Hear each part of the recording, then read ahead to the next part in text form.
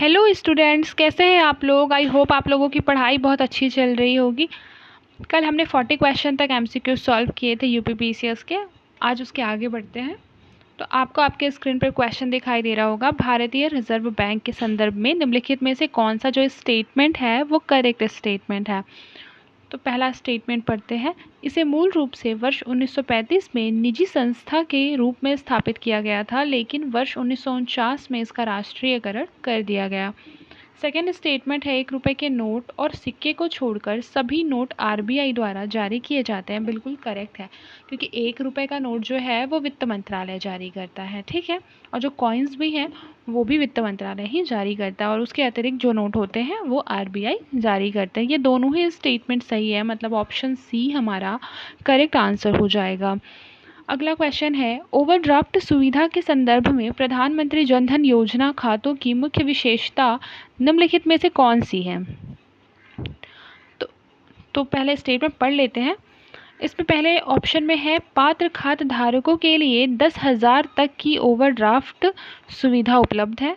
फिर प्रधानमंत्री जनधन योजना खातों के अंतर्गत ओवरड्राफ्ट सुविधा उपलब्ध नहीं है। आगे देखते हैं। फिर ओवरड्राफ्ट सुविधा केवल कृषि ऋण के लिए उपलब्ध होता है। और फिर चौथा स्टेटमेंट है, सभी खाता धारकों के लिए 25,000 तक की ओवरड्राफ्ट सुविधा उपलब्ध है। तो इसका करेक्ट आंसर जो हो जाएगा वो हो जाएगा ऑप्शन नंबर ए, पात्र खाता धारकों के लिए 10,000 तक की ओवरड्राफ्ट सुविधा उपलब्ध है। ये जो राशि है 10,000 वो याद रखिएगा, क्योंकि ये बहुत ही आपको कन्फ्यूज़न में डाल सकता है। अगर वहाँ 10,000 की जगह सपोज दैट 1 लाख रहेगा, 10 लाख रहेगा, या फिर 5,000, 15,000, तो आपको कन्फ्यूज़न में वो डाल सकता है। फिर है अगला क्वेश्चन, किसी भी बैंक को किसी ऋण को गैर निष्पादित परिसंपत्ति यानी कि एनपीए के रूप में वर्गीकृत करने के लिए न्यूनतम कितना समय दिया जाता है। तो इसका करेक्ट आंसर हो जाएगा ऑप्शन नंबर बी, 90 डेज़। ये हमने पढ़ा भी है। अब सबसे पहले ये जान लेते हैं कि गैर निष्पादित परिसंपत्ति क्या होता है। तो रिजर्व बैंक के अनुसार कोई भी परिसंपत्ति जो होती है वह एनपीए तब होती है जब वो बैंक के लिए आय सृजन करना बंद कर देती है। गैर निष्पादित संपत्ति में क्या होता है कि जब हम लोन देते हैं, जैसे मैं सपोज दैट बैंक है, बैंक ने लोन दिया है और जिसे लोन दिया है वो अपना इंटरेस्ट चुकाना बिल्कुल ही बंद कर देता है, तो ये कह सकते हैं कि जो पैसा है वो एनपीए में चला गया है। ज़्यादातर मामलों में क्या होता है कि ऋण को गैर निष्पादित संपत्ति के रूप में वर्गीकृत किया जाता है जब ऋण का भुगतान 90 डेज़ की अवधि के लिए नहीं किया गया हो, तब उसे क्या कर देते हैं, एनपीए घोषित कर देते हैं। अगला क्वेश्चन देखते हैं। अगला क्वेश्चन हमारा मैच द कॉलम है, जिसमें कि बहुत सारे एक्ट वगैरह दिए हुए हैं और उस कौन से ईयर में वो आया था उसे हमें मैच करना है। तो सबसे पहले सरफेसी अधिनियम, आपको पता होगा सरफेसी अधिनियम जो है वो बहुत ज़्यादा इम्पॉर्टेंट है। हम उसे इकोनॉमी में बहुत सारे में पढ़ते हैं। सरफेसी अधिनियम, सरफेसी का फुल फॉर्म होता है securitisation and reconstruction of financial assets and enforcement of security in interest act, ठीक है। सरफेसी ये बेसिकली 2002 में आया था। ये वित्तीय संगठनों और बैंकों को न्यायाधीश के हस्तक्षेप की आवश्यकता के बिना बकाया उधारकर्ताओं की सुरक्षित परिसंपत्तियों को अधिग्रहण करने एवं बेचने की अनुमति देता है। मतलब अगर नुकसान होता है बैंक को तो सरफेसी एक्ट के तहत क्या हो सकता है, बोली लगाया जा सकता है उसके परिसंपत्तियों का जिसने लोन लिया है, ठीक है। इसी तरह से अगर हम देखें तो ये जो ए है सरफेसी अधिनियम, तो हमें देखना है कि ए का 2002 मैंने बताया। तो सबसे पहले देखिए ए का जो 4 है वो हमारा ऑप्शन नंबर ए में है और ऑप्शन नंबर डी में है। 2 में है तो 2 तो ऐसे ही एलिमिनेट हो गया, बी और सी, तो दोनों में से एक हमारा आंसर हो जाएगा। तो सबसे पहले आप बी का देखते हैं, ऋण वसूली न्यायाधिकरण। ऋण वसूली न्यायाधिकरण हमारा आया था 1993 में, तो 2 हो गया, बी का 2।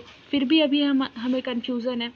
तो सबसे पहले देखते हैं दिवाला और दिवालियापन संहिता जो आया है वो कब आया था। तो वो हमारा 2016 में आया था, ये भी हमें पता है।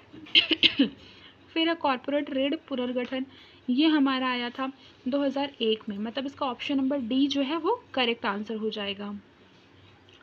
बेसिकली इसमें आपको सारा पता होना चाहिए तभी आप आंसर ला सकते हैं, बस 50-50 करके आप आंसर ला सकते हैं। चलिए आगे बढ़ते हैं। फिर अगला क्वेश्चन है, निम्नलिखित में से कौन सा जो स्टेटमेंट है वो करेक्ट है। तो पहले पढ़ते हैं, वाणिज्यिक ऊर्जा स्रोत बाजार में एक निश्चित कीमत पर उपलब्ध है। सेकंड स्टेटमेंट है गैर वाणिज्यिक ऊर्जा को पारंपरिक ईंधन भी कहा जाता है। तो ये दोनों ही स्टेटमेंट बिल्कुल करेक्ट है, इसलिए हमारा ऑप्शन नंबर बी जो है वो करेक्ट आंसर हो जाएगा। फिर है निम्नलिखित में से कौन ब्रांड मनी M3 का घटक है? सबसे पहले तो M3 को ब्रांड मनी कहते हैं, ठीक है। अब जानते हैं कि ब्रांड मनी क्या होती है। सबसे पहले तो केंद्रीय बैंक या जो RBI है पैसे को 4 व्यापक श्रेणियों में विभाजित करती है, जिसमें से एक M3 है और उसके अलावा क्या है हमारा M1 है, M2 है, M3 है, जैसा इसमें दिया हुआ है M4 है, ठीक है। इसमें डिवाइड करती है 4 व्यापक श्रेणियों में मुद्रा को, ठीक है, ये मुद्रा के रूप है। तो सबसे पहले अब देखते हैं, और फिर M0 भी होता है। तो M0 जो होता है वो आरक्षित मुद्रा कहते हैं। M0 को क्या कहते हैं? आरक्षित मुद्रा। फिर हमारा होता है M1, M1 को हम संकुचित मुद्रा कहते हैं। M2 को हम M3 को हम व्यापक मुद्रा कहते हैं, ठीक है, जिसके बारे में उसमें क्वेश्चन दिया है, व्यापक मुद्रा। आइए हम इसका आंसर जानते हैं।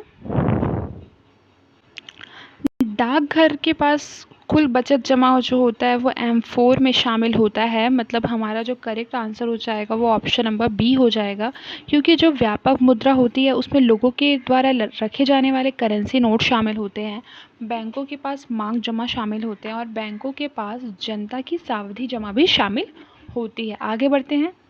अगला क्वेश्चन है सांविधिक चल निधि अनुपात जिसे SLR कहते हैं में कमी हो सकती है, उस कमी से अर्थव्यवस्था पर क्या प्रभाव पड़ता है, ठीक है।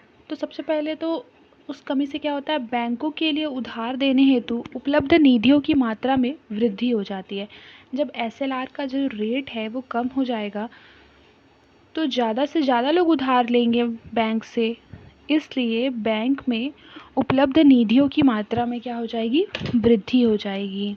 तो ऑप्शन नंबर ए इसका करेक्ट आंसर होगा। आगे बढ़ते हैं। निम्नलिखित में से कौन से चल निधि समायोजन सुविधा यानी कि LAF के 2 मुख्य घटक हैं? तो इसका करेक्ट आंसर हो जाएगा रेपो रेट और रिवर्स रेपो रेट, मतलब ऑप्शन नंबर ए। फिर अगला क्वेश्चन है ट्रेजरी बिल के संदर्भ में निम्नलिखित में से कौन सा स्टेटमेंट जो है वो करेक्ट स्टेटमेंट है? तो स्टेटमेंट पढ़ते हैं। सबसे पहले तो ट्रेजरी बिल सरकार की अल्पकालिक तरलता आवश्यकता को पूरा करने के लिए केंद्र सरकार की ओर से RBI द्वारा जारी एक वचन पत्र होता है। सेकेंड स्टेटमेंट है ट्रेजरी बिल शून्य कूपन प्रतिभूतियाँ हैं एवं उन पर कोई भी ब्याज देय नहीं होता है। परेशान कर, इसका करेक्ट आंसर हो जाएगा ऑप्शन नंबर बी, मतलब दोनों ही स्टेटमेंट बिल्कुल करेक्ट है।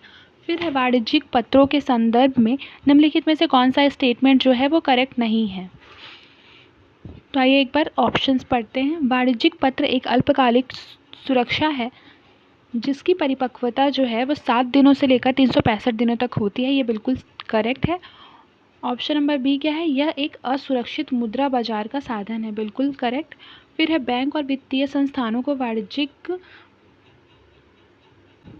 वाणिज्यिक पत्रों को जारी करने एवं जोखिम अंकन से प्रतिबंधित किया गया है, ये भी बिल्कुल करेक्ट है, मतलब रॉन्ग हमारा ये वाला हो जाएगा ऑप्शन नंबर डी कि वाणिज्यिक पत्र आमतौर पर सावधि जमा एवं जमा प्रमाण पत्र की तुलना में कम रिटर्न प्रदान करते हैं।